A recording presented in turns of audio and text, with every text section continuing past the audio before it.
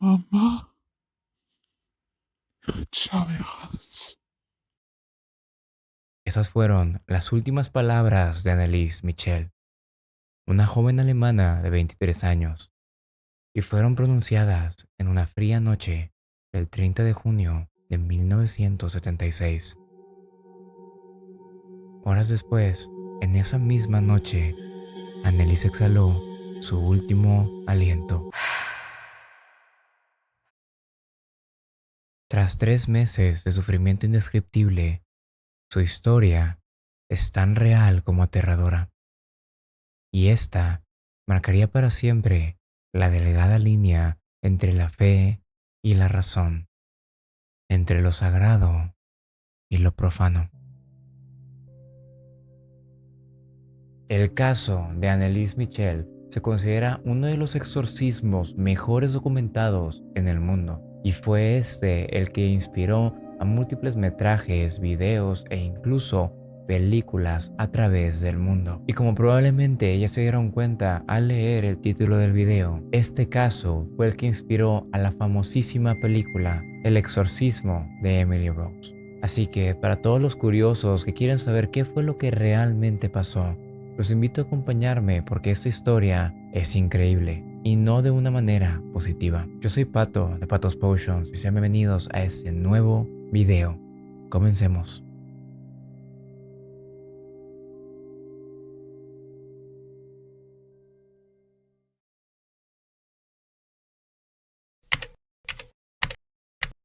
Pero Anneliese no siempre tuvo una vida difícil.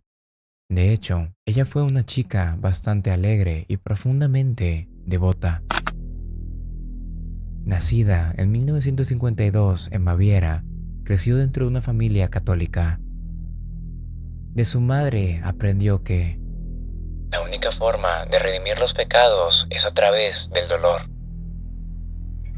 De hecho, en su adolescencia, Anneliese llegaba a dormir sobre el frío suelo, ofreciéndose a Dios para expiar los pecados ajenos. Anneliese no solo se sacrificaba por sus propios pecados, sino incluso por los de la gente que no conocía. Pero entonces, ¿por qué una chica tan devota, amable y determinada a ser una niña buena pasó por algo tan desgarrador? Pero a decir verdad, nadie, ni ella ni su familia, pudieron haber anticipado lo que se venía a continuación. Sin previo aviso, a los 16 años, Anneliese sufrió su primera convulsión.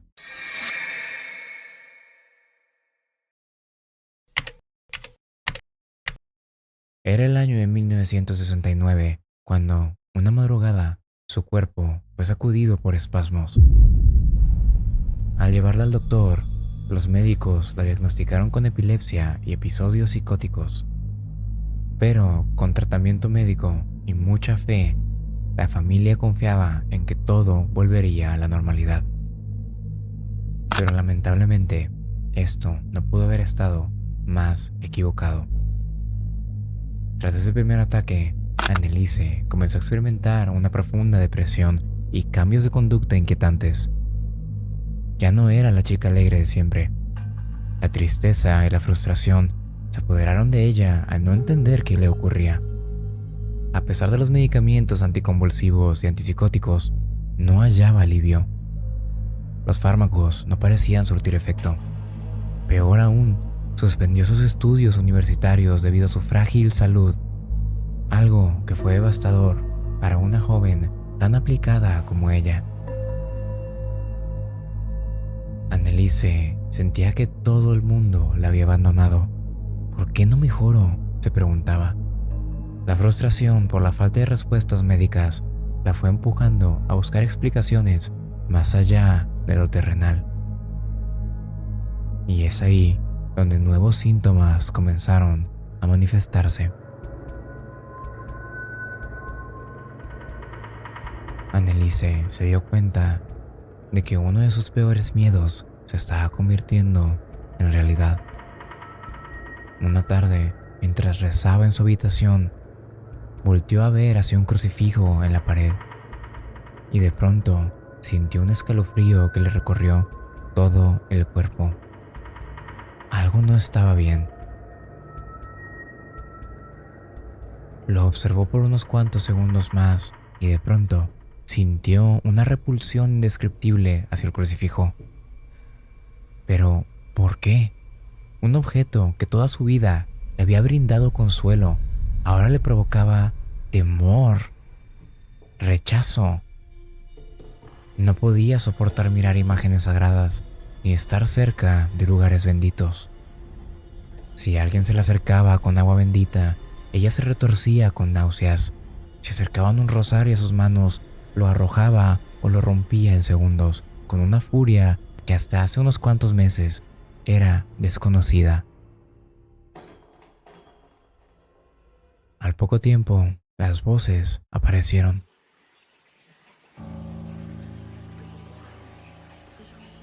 Voces que solo ella escuchaba. Susurros aterradores que le invadían la mente durante sus oraciones. Le decían cosas horribles. Le incitaban a lastimarse, a que se quitara su propia vida. No sirves para nada. Arde en el infierno. Lo único que podía hacer Anneliese era taparse los oídos mientras lloraba, pero las voces seguían allí, implacables, quebrantando su espíritu.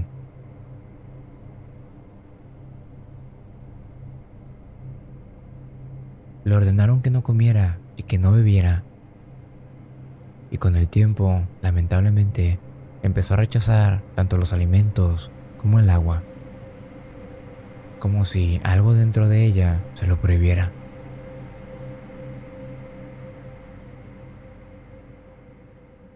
A continuación, les contaré algunas cuantas de las cosas que se capturó a Anneliese haciendo. Sí quiero avisar que algunas cuantas de estas son un poco asquerosas, así que si no les gustaría saber nada de eso, tal vez saltarse la siguiente parte sea lo mejor. Pero para la gente de estómago duro que quiere escucharlo todo, no se esperan lo que están a punto de escuchar.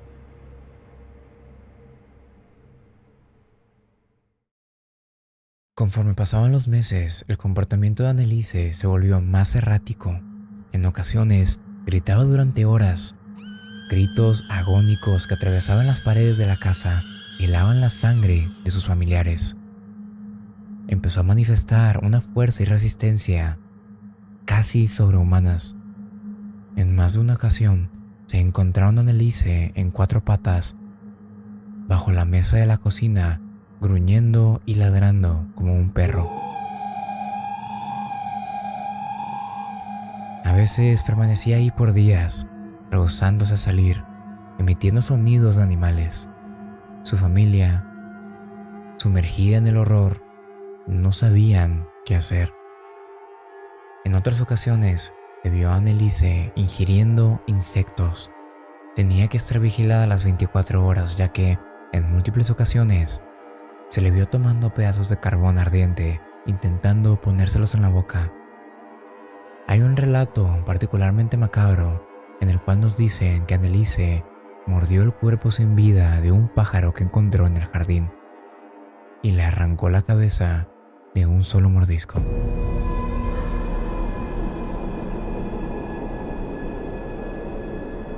Otra cosa bastante asquerosa es que muchas veces se le encontró lamiendo su propia orina del suelo. Sus padres, desesperados y aterrados, acudieron a numerosos especialistas, médicos, neurólogos, psiquiatras. Todos intentaron explicar científicamente lo que ocurría. Se le diagnosticó con psicosis epiléptica, depresión y posiblemente esquizofrenia. Se le recetaban fármacos y fármacos. Sin embargo, ningún tratamiento parecía frenar aquellas manifestaciones. Es más, parecía ser que Anneliese empeoraba con cada pastilla nueva que ingresaba en su cuerpo.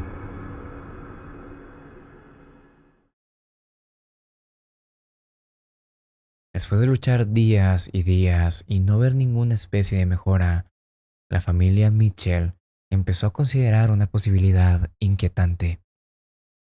¿Qué tal si lo que tiene nuestra hija no es un desorden mental? ¿Qué tal si es algo mucho más oscuro? En efecto, la familia Mitchell empezó a considerar que su hija tal vez había sido poseída por un demonio. Reunieron valor y acudieron a su párroco local en busca de ayuda. Fue en 1973 cuando la familia solicitó por primera vez un exorcismo formal. Sin embargo, la respuesta inicial fue negativa. La iglesia, cautelosa ante este tipo de casos, recomendó que los Mitchell continuaran con atención médica y psiquiátrica. Para los clérigos, Anneliese aún no cumplía con los criterios de posesión establecidos por el Vaticano. Todos podemos entender que Anneliese probablemente estaba agonizando al punto de probablemente ya ni siquiera estar bien mentalmente. Pero algo que también quiero destacar son los padres. Imagínate ver a tu hijo o tu hija descender en esta espiral de locura por años, cuando por fin decides dejarlo todo en manos de las autoridades espirituales en el mundo. Ellos simplemente te dan la espalda y te dejan a tu suerte. Definitivamente una situación en la que no me gustaría estar. El ver a tu hija descender a la locura de esa manera ha de tener efectos extremadamente dolorosos en un padre. La situación siguió deteriorándose. Los episodios violentos seguían. Y es más, estos se volvieron cotidianos. La familia volvió a insistir a la iglesia, suplicando por comprensión. Los Mitchell estaban convencidos de que en el interior de Anneliese había algo maligno. Algo que, no importara cuántas pastillas o recetas médicas le recetaran, no iba a lograr ser expulsado. No fue sino hasta 2 años después, en septiembre de 1975, que el obispo Wurzburg autorizó un exorcismo en el caso de Anneliese. Para ese entonces, llevaban casi 6 años de lucha. Entiendan eso, 6 años sufriendo para que la iglesia por fin les dijera que sí. Trágico. La iglesia designó a 2 hombres para llevar a cabo el ritual. Uno era el padre Arnold Renz y el otro el pastor Ernst Alt. Ellos serían los encargados de enfrentarse a la oscuridad que afligía a la familia Mitchell. Ambos eran sacerdotes experimentados y venían preparados para seguir el Rituale Romanum de 1614, el antiguo rito católico de exorcismo que exigía suma disciplina y cuidado.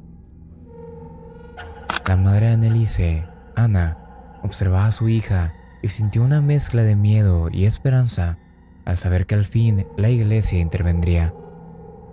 En una entrevista que se dio más tarde, su madre llegaría a declarar que «No me arrepiento, no había otra manera». Palabras que reflejan lo frustrados que estaban.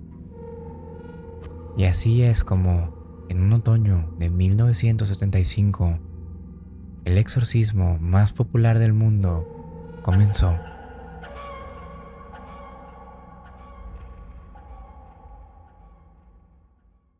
Pero lo que estaba por ocurrir en los siguientes meses superaría las peores pesadillas de la familia Mitchell.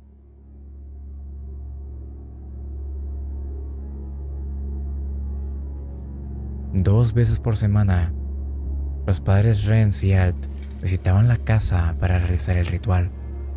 Cada sesión podía extenderse hasta 4 horas. En total, se llevaron a cabo 67 sesiones de exorcismo a lo largo de 10 meses. Durante este periodo, la vida de Anneliese quedó reducida a una sola realidad: la habitación oscura y fría donde ocurrían estos rituales. Allí, rodeada de sus padres y los sacerdotes, Anneliese enfrentó algo que nadie más podía ver. Apenas iniciaban los exorcismos, ella entraba en un trance. Sus ojos se perdían. Su voz cambiaba. Incluso se reporta que su apariencia física se transfiguraba. Los rasgos delicados de una joven pasaban a ser expresiones feroces, casi inhumanas. También empezaba a emitir gruñidos guturales que resonaban por toda la casa. Tenía que ser sujetada con firmeza. De hecho, se cuenta que, en su momento, llegaron a encadenarla a una silla durante las sesiones. No solo para evitar que se hiciera daño a sí misma, sino para que no le hiciera daño a los demás. Aquella chica, que se veía bastante frágil, de repente mostraba una fuerza descomunal. Era tal su poder que se necesitaban a 3 hombres adultos para contenerla. Sus manos eran como garras. Ella hacía lo que podía por intentar escapar. Arañaba el aire, lanzaba cabezazos y daba patadas. A tal punto de que, en una ocasión, le rompió la nariz a su propio padre en un forcejeo. A medida que los sacerdotes recitaban oraciones de liberación, habían voces que salían de la garganta de Anneliese, pero lo extraño era que hablaban en plural. El sonido salía de la boca de Anneliese, pero no sonaban como ella. Era diferente. A veces respondían en un alemán antiguo, otras veces en latín o en dialectos que nadie de allí comprendía. Todos los presentes quedaron convencidos de que esto era una prueba irrefutable de posesión demoníaca. ¿Cómo es que una chica podía hablar fluidamente lenguas que nunca había estudiado? En una de las primeras sesiones, uno de los sacerdotes le demandó saber quiénes eran los que la poseían. La respuesta fue escalofriante. Anneliese, o lo que sea que hablaba por ella, comenzó a decir nombres. Yo fui Lucifer. Yo fui Caín. Yo soy Judas. Y yo soy Hitler.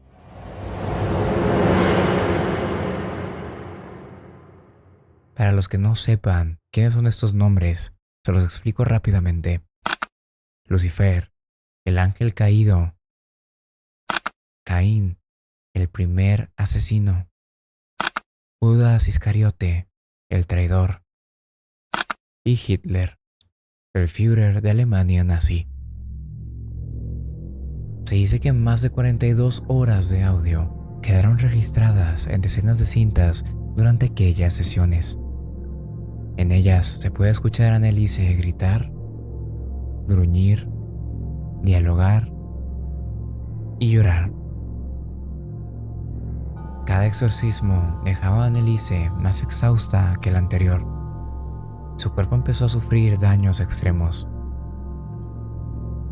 En una sesión, Anneliese se arrodilló y se levantó sin control una y otra vez, hundiendo sus rodillas contra el suelo. Esto lo hizo 600 veces en un solo día. Rompió varios de los ligamentos de sus rodillas. Como pueden ver, esto estaba pareciendo ser una tarea extremadamente difícil. ¿Cómo es posible que 2 exorcistas avalados por el Vaticano tardaran 67 sesiones en curar o despojar los demonios de esta chica? ¿Será que verdaderamente sí había 6 demonios dentro de ella? Y para todos los que tienen un lado escéptico, ¿por qué es que ninguna de las medicinas que le dieron funcionó? A mí en lo personal me duele bastante saber todo el daño que se hizo, ya que a continuación estaremos escuchando un poquito más de las secuelas con las que quedó su cuerpo.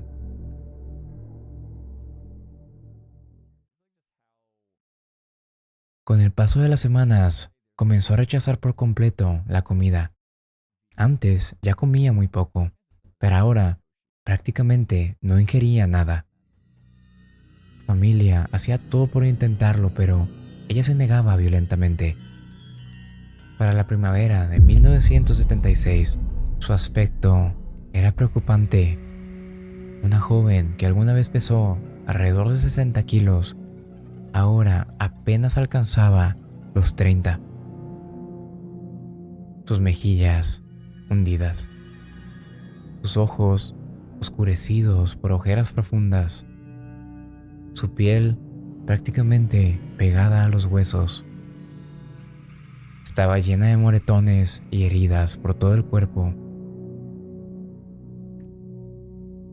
Además de todo esto, contrajo una neumonía severa en mayo de 1976. Su cuerpo, debilitado por la malnutrición, no pudo combatir contra la infección. Aún así, Anneliese, en sus momentos de claridad, le pedía a sus padres que no detuvieran los exorcismos. Ella estaba convencida de que este era su propósito, de que todo esto era una especie de prueba a su fe. Pero tanto la familia Mitchell como los padres estaban consternados porque, después de 11 meses de combate, aún no parecía haber ningún avance. El 30 de junio de 1976, el ambiente en la casa era extremadamente tenso. Esta tarde se iba a realizar una nueva sesión de exorcismo, pero en el aire se podía sentir como si este pudiera llegar a ser el último. Anneliese ya no podía más. Estaba al borde del colapso, postrada en su cama, con una fiebre alta y a duras penas pudiéndose mover. Cada respiración era un esfuerzo enorme por parte de ella. Y es entonces cuando Mamá. Échame, Hans. no sé si su cuerpo resista hoy. Mírala, apenas puede hablar. Haremos una sesión más. Que sea lo que Dios quiera. Pasadas las 8 de la noche, comienza el que sería el último exorcismo de Anneliese Mitchell. Los sacerdotes entonan las oraciones con todo el fervor que pueden reunir. Y nuevamente, los gritos desgarradores llenaron la casa. La joven se arqueaba de dolor, sus labios pronunciaban maldiciones. Su voz cambiaba frenéticamente. Por momentos regía con furia, pero otros gemía con la voz de una niña pequeña pidiendo ayuda. El cuarto entero parecía oprimido por una presencia invisible. La madre se encontraba arrodillada, rezando en un rincón, llorando en silencio. El padre, junto a los sacerdotes, sosteniendo a su hija para que ésta no se lastimara. De pronto, Anneliese, con una voz demoníaca, dice: «Déjenla, déjenla, déjenla, déjenla. Ella es nuestra». El padre Alt, firme, elevó su crucifijo y dijo: «In nomine Patris et Filii et Spiritus Sancti, abandona a esta joven, espíritu inmundo». Y de pronto, todo cesó. Ahí se encontraba Anneliese, inmóvil, con la mirada perdida en el techo. Los sacerdotes y su familia se acercaron con cautela. ¿Será que finalmente lo habían logrado? Su mamá se acercó. ¿Anneliese? Anneliese giró levemente la cabeza hacia ella y una vez más dijo: «Mamá, tengo miedo».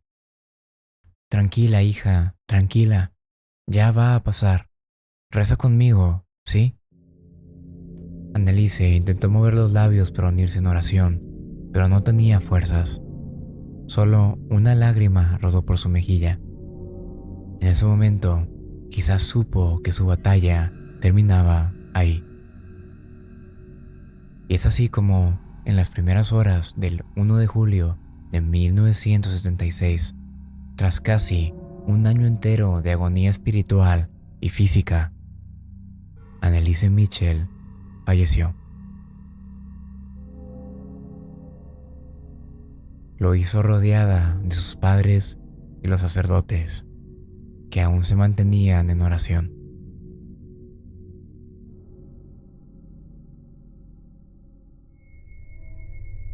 La noticia de la muerte de Anneliese se propagó por prácticamente toda Alemania. Cuando las autoridades se enteraron, hicieron una investigación rigurosa para asegurarse de que todo lo que les contaron fuera real. Para ellos era inaudito.